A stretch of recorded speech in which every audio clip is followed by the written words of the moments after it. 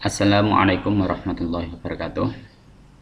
A'udzu billahi minasyaitonir rajim. Bismillahirrahmanirrahim.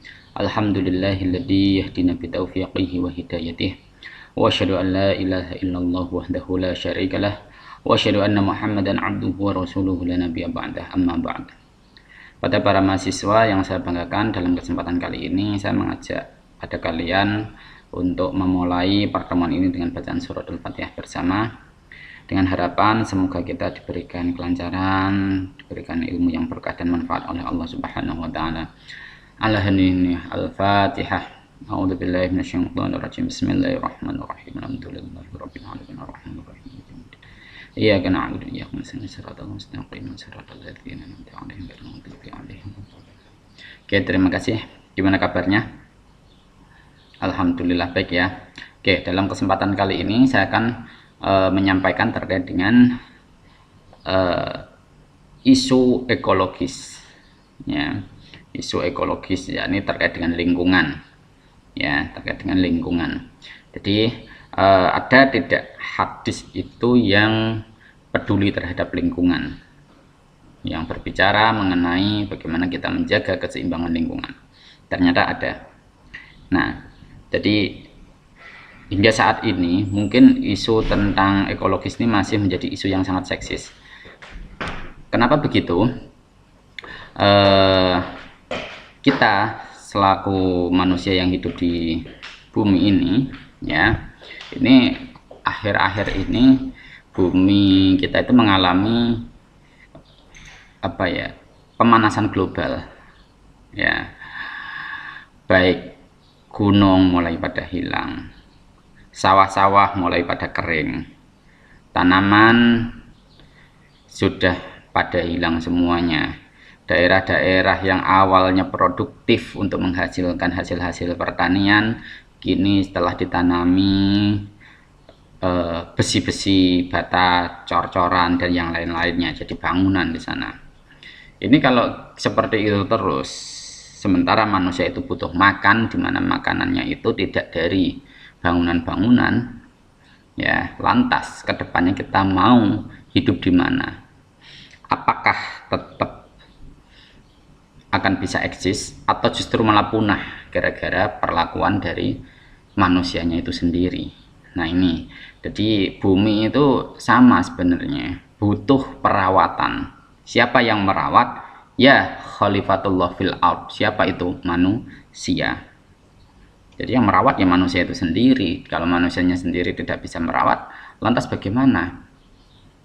Bahkan konsep tentang kepedulian terhadap lingkungan ini sebenarnya sudah diajarkan oleh Islam sejak awal. Dalam hukum-hukum Islam itu, ya, termasuk ada larangan untuk mencabut rerumputan, membunuh hewan yang ada di tanah haram misalkan. Itu kan bagian dari untuk melindungi lingkungannya. Kenapa kok begitu? Di daerah Makkah atau Madinah, sana daerah tandus, baru tumbuh satu tumbuhan saja itu sudah sangat hebat.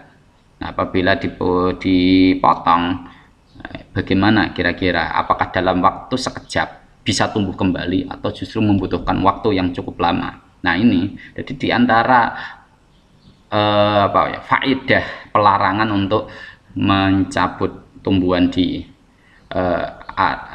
Makkah, ya, saat itu, atau di Madinah lah, itu ya karena itu untuk melindungi lingkungan. Lantas bagaimana dengan kita yang hidup di Indonesia? Apakah kita bebas menebang, melakukan illegal logging yang besar-besaran seperti itu? Nah ini kita perlu membahas terkait dengan isu-isu tentang kepedulian lingkungan itu, ekologi. Oke. Nah, dalam tulisan ini saya akan menyampaikan terkait dengan skripsi kawan saya, ya, sahabat saya yang bernama Mas Suhendra. Saat ini beliau sebagai dosen di Unusia, ya. Nah, dia menulis skripsinya itu berjudul Keseimbangan Ekologis dalam Hadis Nabi, Studi Ma'anil Hadis. Jadi dia ini mengkaji terkait dengan studi Ma'anil Hadis, ya. Kajian Ma'anil Hadis di UIN Sunan Kalijaga Yogyakarta. Jadi dia itu mengangkat isunya ya memang seperti itu, eksploitasi besar-besaran terhadap lingkungan, itu malah justru akan menimbulkan dampak yang tidak baik. Nah, dampak yang tidak baik. Kalau yang di sini sering disorot masalah hutan. Nah, misalkan di Arab mungkin minyak yang disorot ya, karena memang sana eksploitasi besar-besarnya di minyak bumi ya. Nah, kalau di Indonesia paling banyak ya, misalkan di Papua saja itu yang apa, tambang antam itu, wah itu kan emas itu ya, Freeport. Nah, itu dikeruk besar-besaran. Itu kalau kita berbicara terkait dengan hukum fisika, nah, rotasi bumi, gunung itu kan ibarat apa ya, roda. Bumi itu ibarat roda, di mana gunungnya itu ibarat jerujinya. Apabila jeruji satu persatu itu hilang, misalkan ya, karena dikerui atau diambili semuanya, kira-kira roda itu masih bisa berputar dengan normal atau justru akan oleng? Pasti akan oleng. Begitu juga bumi ketika pakunya, nah, kan paku buminya apa? Wal jibala autada, gunung itu sebagai paku bumi kan gitu. Patoke bumi. Nah, patoke itu hilang ya, bumi ini berotasinya ya rada jeglek-jeglek ya, tidak lagi normal lah. Itu malah justru akan menjadi bumerang.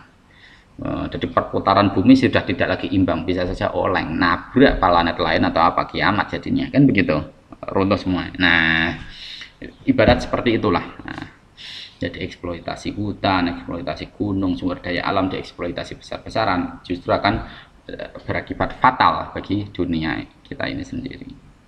Nah, itu maka yang diajukan di sini adalah bagaimana konseptualisasi hadis dan bagaimana relevansinya terhadap upaya penyelamatan krisis ekologis yang terjadi di Indonesia. Nah, itu. Nah, jawabannya sudah ditemukan ini, kalau kita bisa melihat di abstraknya itu. Jadi ada diantaranya itu ada berupa anjuran menanam pohon, yakni konsep menjelaskan antara bercocok tanam dan penghijauan, keutamaan menghidupkan tanah mati, ihyaul mawat ya. Ihyaul mawat ini dalam arti kita menggali potensi yang bisa dimungkinkan dari tanah yang sebenarnya awalnya tidak terlalu produktif. Ya, mungkin di daerah-daerah kalian ada yang hanya bisa ditanami, misalkan hanya ditanami apa, kalau di daerah Kudus enggak, timur itu daerah Gadu ke selatan itu kan itu tanahnya tidak terlalu produktif. Nah, hanya bisa ditanduri jagung, terus apalagi itu ya, semangka, belewah, dan itu musiman. Kalau sudah apa, wayah rendeng atau musim penghujan, banjir berapa lama itu. Nah, itu kan tidak terlalu produktif. Nah, cara untuk menghidupkan tanah seperti itu bagaimana? Nah, ini konsep ihyaul mawat itu di situ asli, mengarahnya ke sana. Jadi tidak hanya menjadikan tanah yang tak berpenghuni kemudian dibuatkan sertifikat sebagai hak milik, itu tidak semacam itu, tapi justru lebih ke bagaimana bisa meningkatkan produktivitas dari tanah yang awalnya tidak terlalu produktif. Nah, itu. Terus ada lagi anjuran untuk menanam walau hendak kiamat dan seterusnya itu. Bahkan ada larangan menebang pohon bidara. Pohon bidara itu ya biasanya di kuburan ada itu pohon bidara. Larangan mohon di Mekah dan Madinah yang seperti saya jelaskan di awal tadi. Nah itu kita langsung lanjut aja, misalkan ke sini. Nah, jadi di antara hadis-hadis yang dimunculkan ini terkait dengan ini, riwayatnya Ibnu Numair, hadasana Abi hadasana Abdul Malik an Atha an Jabir qala Rasulullah sallallahu alaihi wasallam, ma min muslimin yagrisu gurisan illa kana ma akila minhu lahu shadaqatan wa ma suriqa minhu lahu shadaqah wa ma akala sabu minhu fa huwa lahu shadaqah wa ma akalat tayr fa huwa lahu shadaqah wa la yarja'uhu ahadun illa kana lahu shadaqah. Tidak ada seorang muslim yang menanam tanaman kecuali buahnya itu dimakan orang lain, maka dia menjadi sedekah. Apapun pokoknya bisa menjadi sedekah. Yang dimakan burung lah, yang dicuri darinya lah, anggap saja itu bagian dari sedekah. Kenapa? Ini bisa menjadi apa ya? Ya kita secara tidak langsung sedekah yang secara tidak langsung, ibaratnya sedekah sir ya.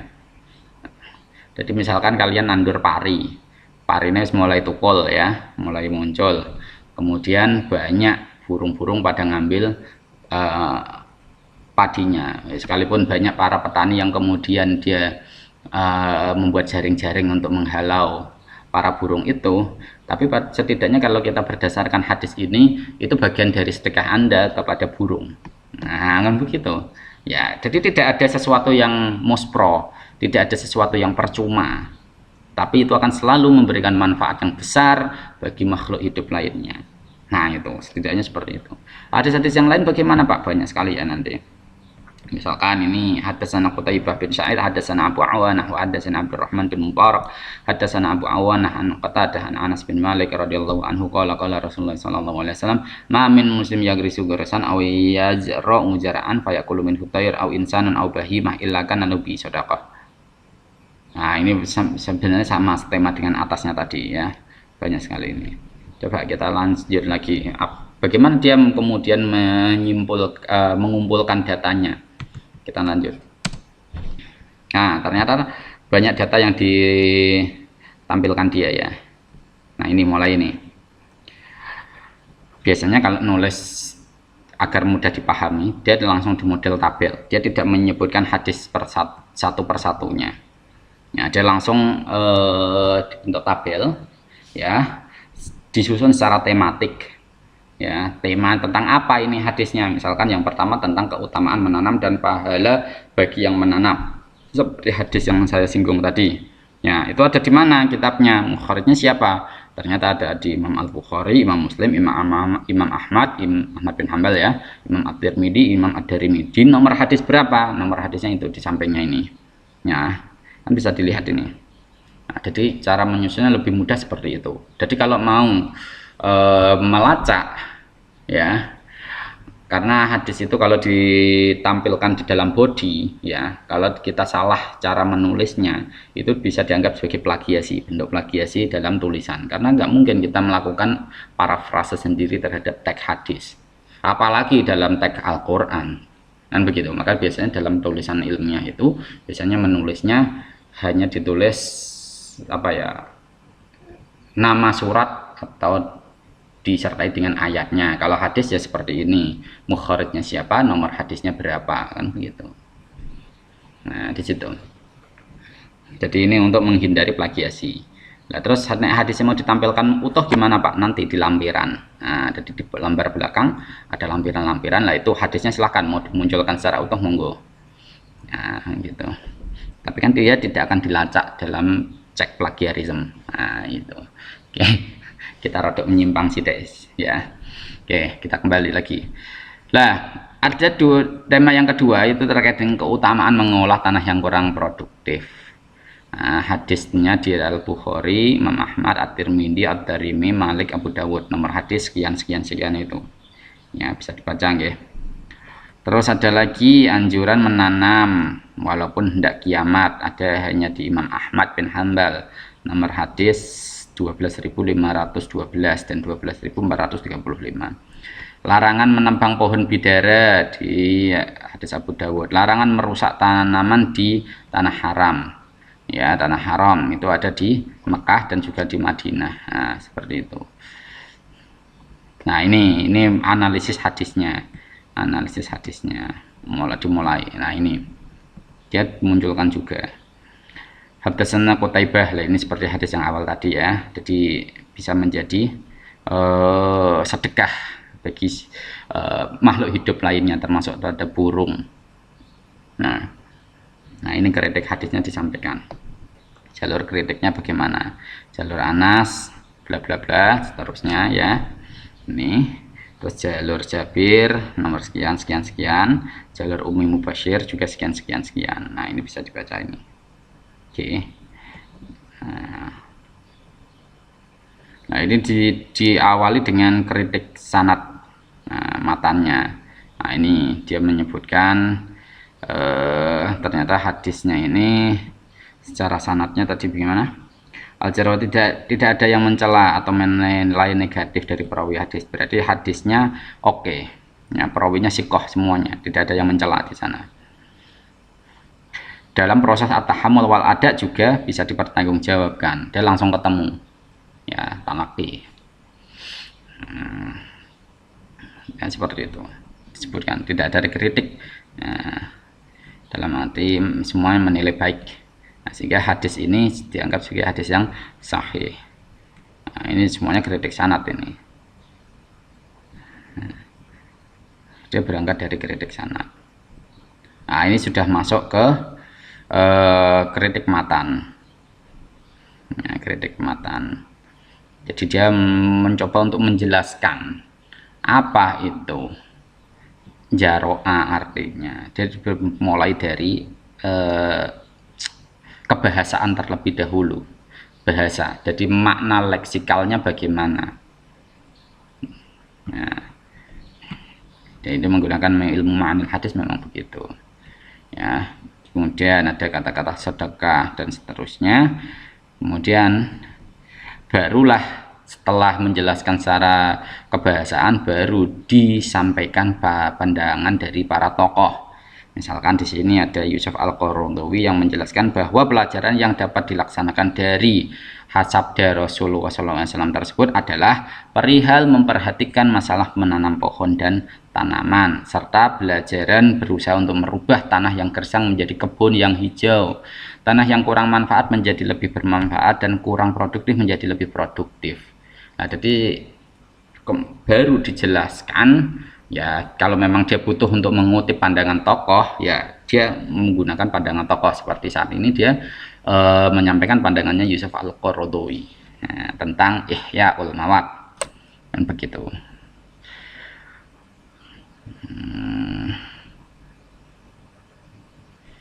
Jadi di situ. Jadi cara menjelaskan seperti itu. Bahkan ditambahi dalil-dalil yang lebih kuat, misalkan dari Al-Qur'an. Nah, ini disampaikan juga dalam surat Al-An'am ayat 99. Boleh tidak, Pak, saya membangun argumentasi tentang dari hadis itu kemudian saya kuatkan dengan ayat Al-Qur'an? Sangat-sangat boleh. Sangat-sangat boleh.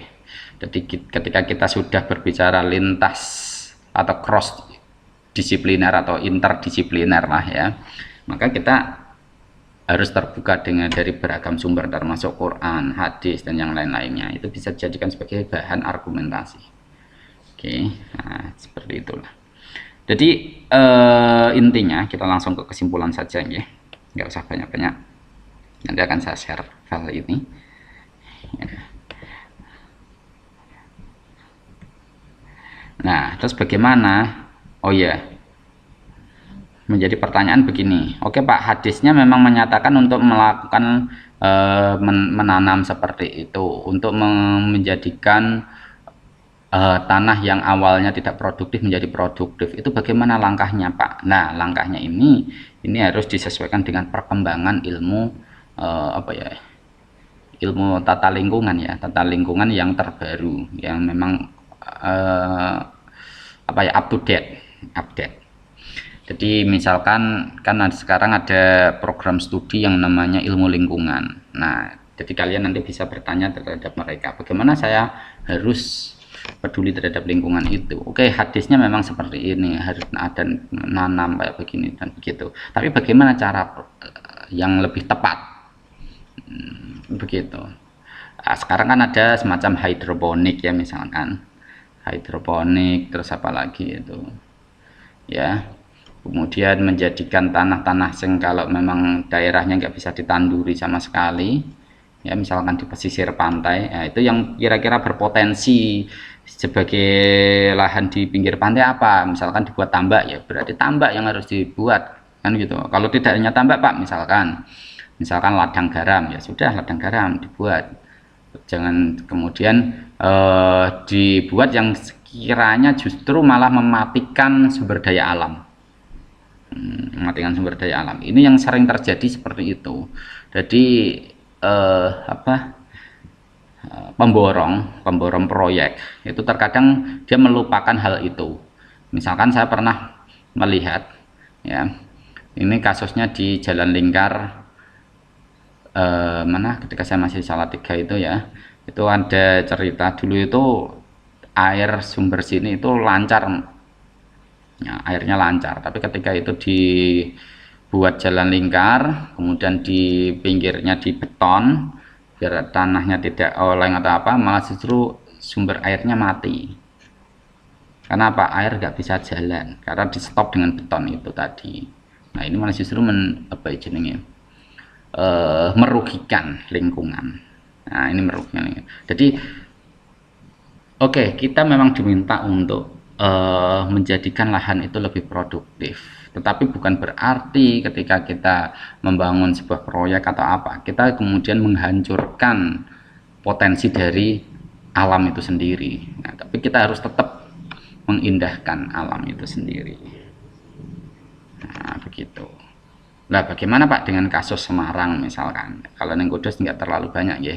Semarang misalkan, itu kan laut ditambahi semuanya. Itu bagaimana? Nah, ini sangat kompleks sekali ya, sangat kompleks sekali. Jadi memang awalnya pantai di Semarang itu kan di daerah Johar itu sudah pantai, tapi bertahun-tahun kemudian akhirnya sampai daerah Tanjung Mas itu menjadi daratan, pantainya di daerah situ. Bahkan sekarang masih ada pengurukan hingga akhirnya banyak daerah-daerah yang memang awalnya daratan kemudian tenggelam, misalkan kayak di daerah Sayong. Nah, hingga pada akhirnya saat ini pemerintah mencoba untuk membangun tanggul laut untuk membendung arus laut, tapi nggak tahu nanti ya akibatnya bagaimana kira-kira, karena air laut itu kan butuh tempat, nggak mungkin kemudian tempatnya diambil alih oleh daratan kemudian airnya lari kemana, kan begitu. Belum lagi tanah-tanah yang diambil untuk nguruk itu tanah dari mana. Nah, itu kan menjadi pertanyaan juga, apakah ini kira-kira akan berdampak buruk bagi lingkungan atau tidak. Nah, ini perlu kita analisis ya. Boleh kita melakukan proyek, tapi kita juga harus tajam, harus teliti dalam menganalisis dampak yang mungkin akan timbul akibat dari proyek yang melibatkan lingkungan. Nah, itu juga perlu. Jadi kita jangan berbicara persoalan yang sangat ekonomis saja, tapi juga masalah lingkungan. Nah, itu. Oke, itu yang dapat saya sampaikan terkait dengan bagaimana saya harus peduli terhadap lingkungan itu sendiri, ya, berangkat dari hadis-hadis itu sendiri. Oke, kurang lebihnya saya mohon maaf yang besar-besarnya. Akhirul kalam, wassalamualaikum warahmatullahi wabarakatuh.